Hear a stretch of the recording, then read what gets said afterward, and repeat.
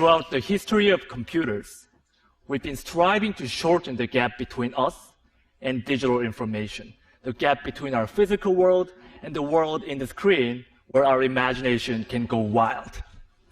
And this gap has become shorter, shorter, and even shorter. And now this gap is shortened down to less than a millimeter, the thickness of a touchscreen glass. And the power of computing has become accessible to everyone. But I wondered, what if there could be no boundary at all? I started to imagine what this would look like. First, I created this tool which penetrates into the digital space. So when you press it hard on the screen, it transfers its physical body into pixels. Designers can materialize their ideas directly in 3D, and surgeons can practice on virtual organs underneath the screen. So with this tool, this boundary has been broken. But our two hands still remain outside the screen. Then how can you reach inside and interact with the digital information using full dexterity of our hands? At Microsoft Applied Sciences, along with my mentor, Kerry Blanche, I redesigned the computer and turned a little space above the keyboard to a digital workspace.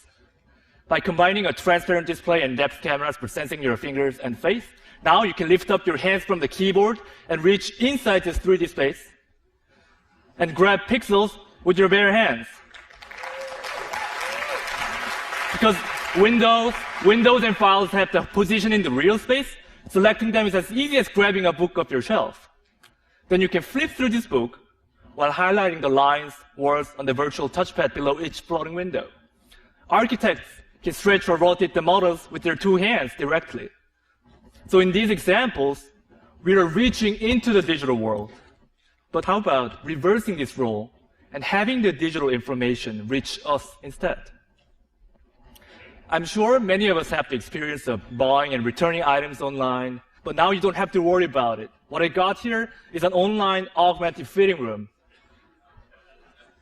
This is a view that you get from head-mounted or see-through display when the system understands the geometry of your body. Taking this idea further, I started to think, instead of just seeing these pixels in our space, how can we make it physical so that we can touch and feel it? What would such a future look like?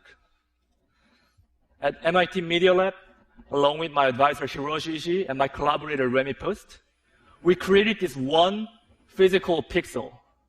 Well, in this case, this spherical magnet acts like a 3D pixel in our space, which means that both computers and people can move this object to anywhere within this little 3D space.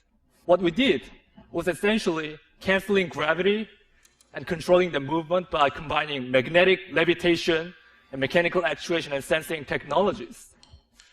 And by digitally programming the object, we're liberating the object from constraints of time and space, which means that now human motions can be recorded and played back and left permanently in the physical world. So choreography can be taught physically over distance, and Michael Jordan's famous shooting can be replicated over and over as a physical reality. Students can use this as a tool to learn about the complex concepts such as the planetary motion, physics. And unlike computer screens or textbooks, this is a real, tangible experience that you can touch and feel, and it's very powerful. And what's more exciting than just turning what's currently in the computer physical is to start imagining how programming the world will alter even our daily physical activities.